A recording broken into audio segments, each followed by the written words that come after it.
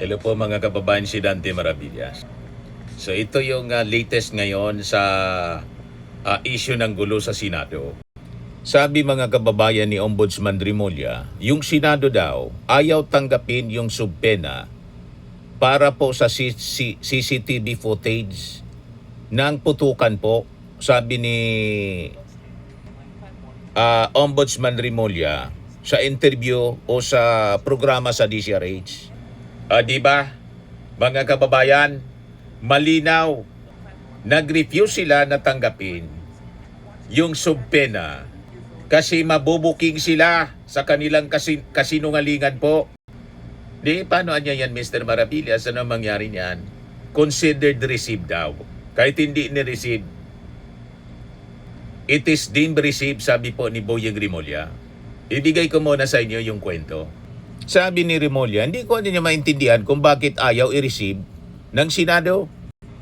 According to Remulla, their process server encountered difficulty serving the subpoena at the Senate despite Senate personnel already having notice of it. Nagkakaproblema. Yung aming process server ayaw naman tanggapin sa Senate. Pero anya, may notice na eh. Sinabi nga ni Alan na Cayetano, dapat i-charge din si Matibag. Ibig sabihin, alam na nila na mayroon talaga silang suspension. Remulla said he could not understand why Senate personnel allegedly refused to receive the subpoena, adding that he already considered it served since they were already aware of the notice. Pero ayaw nilang tanggapin. Di ko maintindihan kasi akin na considered served na yan sa akin.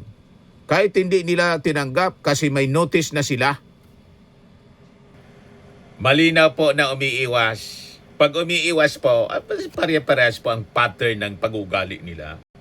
Ang kampo ng mga Duterte kasi guilty nga po sa mga kabuktutan, katarantaduan nilang ginawa. Ebidensya kasi yun, yung footage.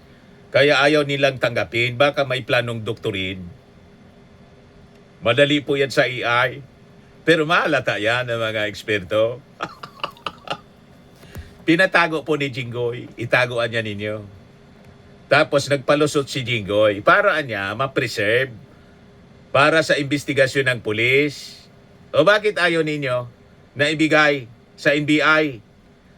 O di ba? Trabaho ito ng NBI. Kaya nga ang pangalan ng NBI, National Bureau of Investigation. Malinaw kung bakit ayaw ninyong ibigay. Ayaw ninyong tanggapin yung subpena. Hoping na magiging sandatan ninyo yon para ma-delay yung pag-release ninyo ng video. Hindi kayo magtatagumpay sa pagtatago ng ebidensya. Lalo kayong madidiin dyan. At lalabas sa mata ng publiko, talagang guilty kayo. Tama? Nang ginawa ninyo, stage. Drama. Yung putukan. Drama lang. Para ano? Patakasin si Bato. I-post ninyo yung narrative na under siege, under attack yung Senado. At may mga pinapakalat mga kababayan ngayon. Yung mga kaalyado nila. Matindi yung akusasyon ni Kiko Barsaga po. O yan o. Yan pinapakalat ni Kiko Barsaga. They attempted to kill senators in order to force a change in Senate leadership. This is an act of terrorism by our own government, sabi ni Kiko Barsaga. Yan o. Report ng Rappler. Barsaga falsely claims multiple deaths, assassination attempts after Senate shooting. Nagtaka pa niya, Mr. Maravillas. Ganun katindi po, ina-accuse na ng terrorism yung mismong gobyerno. Yan ang narrative nila. Under attack, under siege by the government mismo. Kaya ayaw nila tanggapin yung subpena ng NBI, mga kababayan. Kasi gogoho yung narrative nila na pinapakalat. Tulad ng pinapakalat po ni Barsaga. Huwag tayong naniniwala po dito.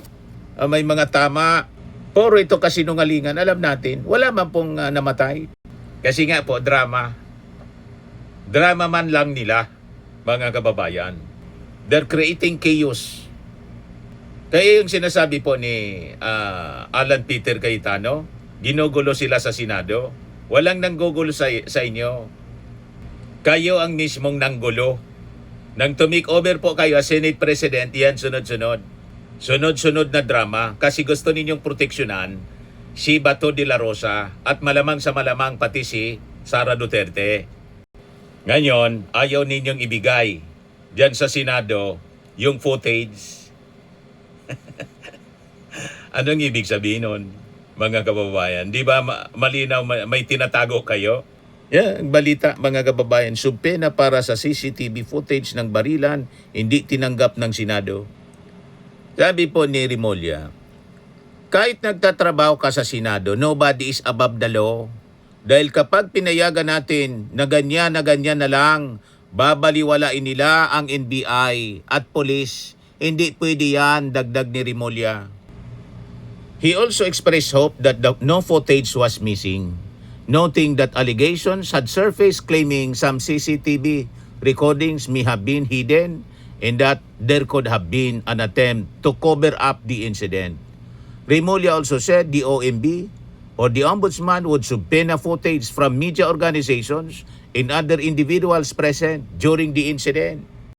Mabubuking at mabubuking kayo, lalo't narinig si Jingo Estrada na nagbigay ng instruction na itago yung CCTV footage ng depensa niya para daw sa investigasyon, di may ibibigay para lumabas yung totoo. O bakit ngayon sinusumpe na ng ombudsman hindi man NBI ang nagsumpe na pala, mali ako kanina. Ang nagsumpe na ombudsman pala. Sorry. Litong-lito ka na niyo, Mr. Marabila, sa dami ng information. National Bureau of Industry. Nalito ako. Si Matibag pala yun sa NBI. Di ba? Ombudsman, si Remulla ang nagsumpiena. Hindi man NBI. Bakit ayaw ninyong ibigay? Ayaw ninyong tanggapin yung subpena para sa CCTV. Di bang malinaw? Baka niya Mr. Maravillas dodoktorin pa. Isusubpena ni yung ibang mga footages from media outlets na nakakover doon. I-compare nila kung lalabas ang totoo. O ngayon, ito yung latest galing sa Senado. Yan Senate Office of the Sergeant at Arms official statement.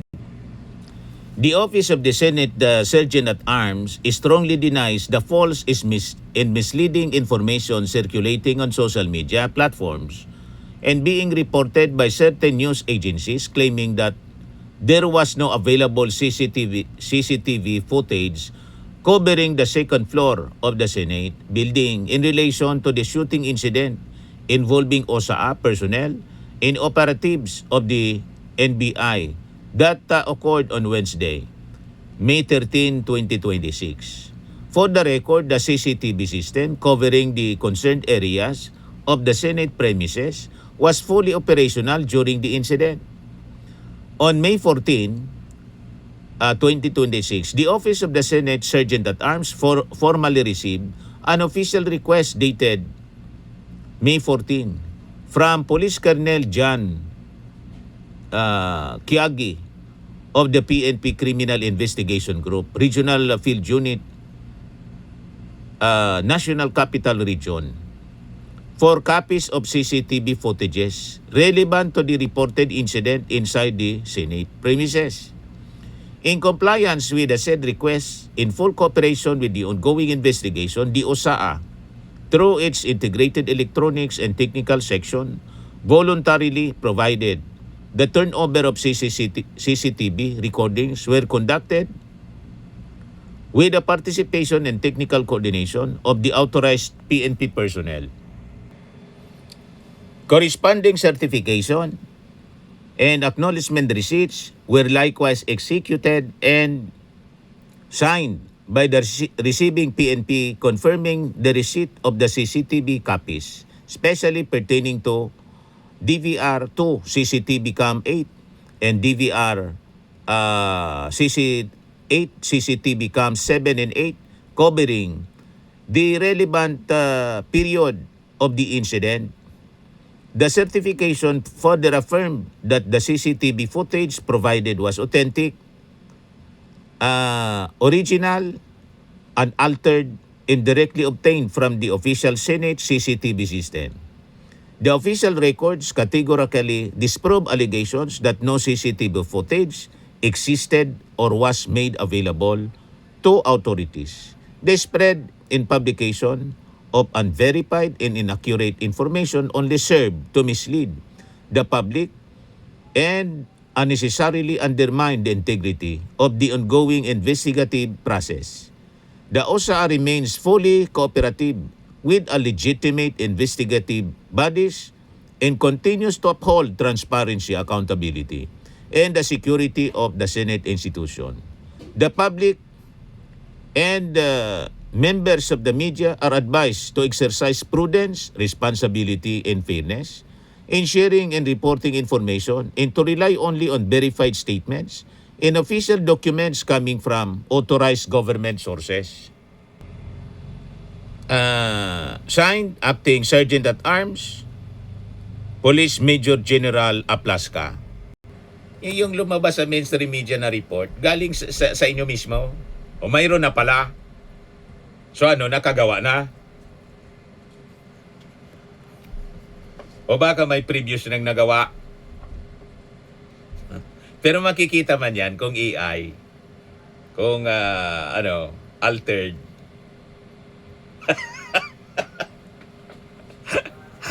May mga expert niyan, mga kababayan. Ngayon, napakadali yung gumawa ng video. May mga video nga, mga kababayan, pinapakalat yung mga DDS, nagsusuntukan si Trillanes, at saka si Bato de la Rosa, at saka at the end may sabi doon na ICC pa more. Pero knockout sa suntukan, mga kababayan, si Trillanes, nabaliktad po sa katotohanan. Parang totoo yung video. Yan yung video, mga kababayan, posted by Joshua Umambak. Trill versus Darak. Sabi na, Trillanes, Bato, Duterte, Defense, Senate, inastag niya. Duterte, Senate pala. Knockout si Trillanes. Tingnan ninyo si Bato. Tinitingnan si Trillanes habang knockout. Yan Tapos may dialogue yan ICC pa more. Puro baliktad yung kwento nila, mga AI nilang ginagawa na video. So anong garantiya? So titingnan yan ng mga experts sa paggawa ng video using AI kung authentic o piniki na o may previous na pong ginawa na video para ipampalit.